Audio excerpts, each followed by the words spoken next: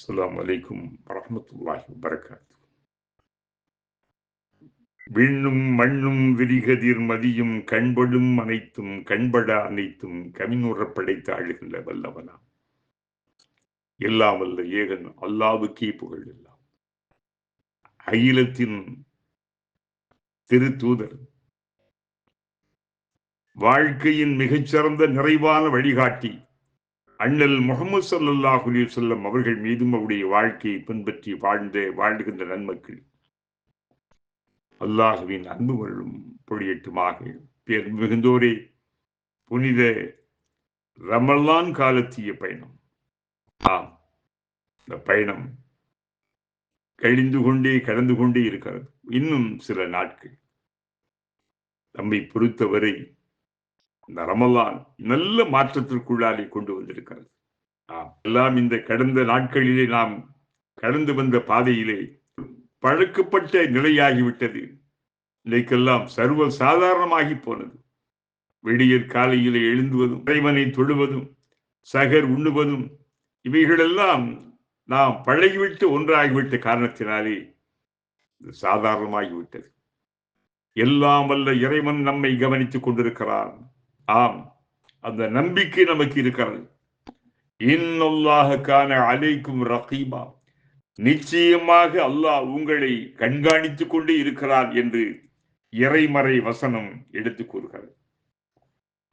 நபிகளார் சொல்லுகின்ற போது, நிச்சயமாக உங்கள் இறைவன் உங்களின் குற்றங்களையோ உங்களின் செல்வங்களையோ அவற்றை மட்டும் அவன் பார்ப்பதில்லை, எனினும் அவன் உங்களின் இதயங்களையும் எண்ணங்களையும் செயல்களையும் பார்க்கிறான் என்றார்கள் செம்மல் நபிகளார். சிந்தைக்குரிய செய்தி இது.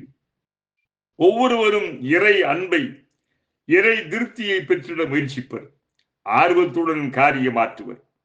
பெரும்பாலும் தங்கள் தோற்றங்களில் இறை பக்தியை வெளிப்படுத்துவர். ஏதேனும் வண்ண நிறை ஆடையை உடுத்திக் கொள்ளல், அணிமணிகளை அணிந்து கொள்ளல், எளிமை போன்றதொரு தோற்றத்தை பூண்டு கொள்ளல், ஆடம்பரமான பட்டு பீதாமரங்களுடன் மிடுக்காக பந்தாவாக பகட்டாக பவனி வருதல், இவ்வாறாக பணக்கார தனத்தோடு பக்தி பரவசமாக தெரிவது. கோலங்களை மட்டுமே சீர்படுத்தி சீலங்கள் பற்றி கவலைப்படாதிருப்பது. இவ்வாறான புறத்தோற்ற வெற்றி வந்தாவெல்லாம் இறைவனை திருப்திப்படுத்தாது. மாறாக இவ்வாறான அகந்தையான ஆடம்பரமான ஆணவ போக்கு இறைவனின் கோபத்தையும் சீற்றத்தையுமே தேடித்தது. அந்த அடியார்களும் இவற்றை இறைவன் விரும்புவதே இல்லை. ஏன்? அவர்களை ஏறெடுத்தும் பார்ப்பதில்லை. அவன் பார்ப்பதெல்லாம் மனிதரின் இதயங்களை, அந்த இதயங்களில் உதயமாகி நெளிந்து வளையும் எண்ண அலைகளை, அவற்றால் அவனில் விளைந்து வெளிப்படும் செயல்களையே இறைவன் பார்க்கிறான். தனமான பக்திக்கும் பகட்டுக்கும் தினமிடத்தில் எந்த மதிப்பும் இல்லை.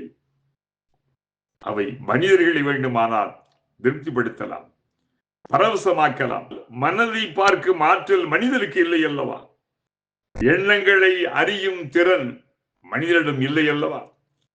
இறைவன் எல்லாம் வல்லவன், எல்லாம் அறிந்தவன், இதயங்களில் உள்ளவற்றை தெரியும் வல்லமையாளர்.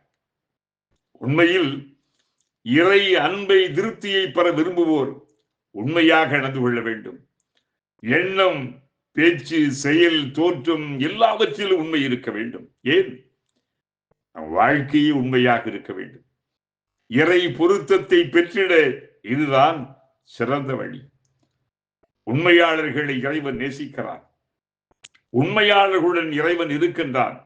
உள்ளும் புறமும் உண்மையாக வாழ்வதே நிறைவான உண்மை, நிரப்பமான உண்மை. உலக மக்களின் ஒப்பற்ற அருட்கொடையாக வந்துட்ட உத்தம திருநபியவர்களின் வாழ்வு முழுவதும் நிறைவான உண்மையை உள்ளடக்கியதாக இருந்தது. சிறு பிள்ளையாக இருக்கும் போது கூட வேடிக்கையாக கூட அவர் பொய் சொன்னதில்லை, பேசியதில்லை. இருப்பதை இல்லை என்றோ, இல்லாததை இருக்கின்றது என்றோ விளையாட்டுக்காகவும் சொன்னதில்லை.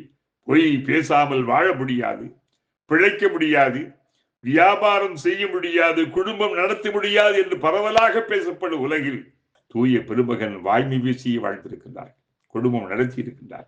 வியாபாரம் செய்திருக்கின்றார், ஏன் அரசியலும் நடத்தி இருக்கின்றார்.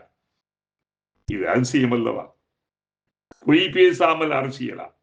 இது சாத்தியமா? இன்றைய உலகம் வியக்கிறது. அறிவு ஜீவிகள், நேர்மையான வாய்மையாளர்கள் ஆச்சரியப்படுகின்றனர்.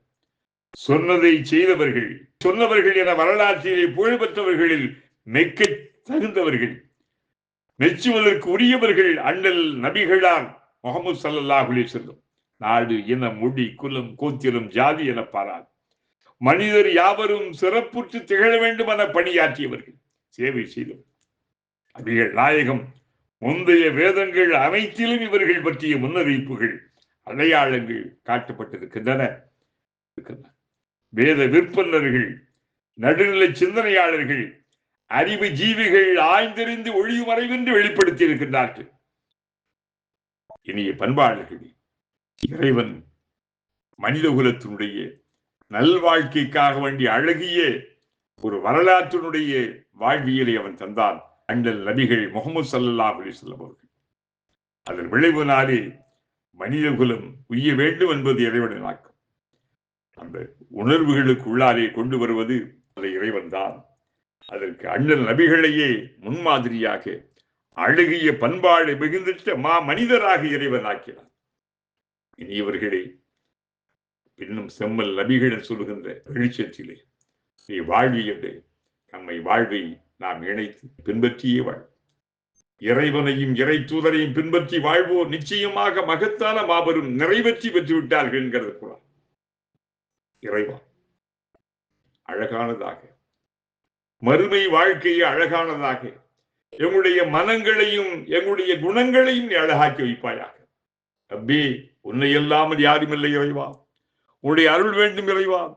உன்னுடைய அருளுக்காக ஏங்குகின்றோம், கெஞ்சுகின்றோம் தலைவா. ஏற்றுக்கொள்வாயாக எங்களை. ரஹ்மத்திக யா அர்ஹமர் ராஹிமீன். வல்ஹம்துலில்லாஹி ரப்பில் ஆலமீன். அஸ்ஸலாமு அலைக்கும் வரஹ்மத்துல்லாஹி வபரகாத்துஹு.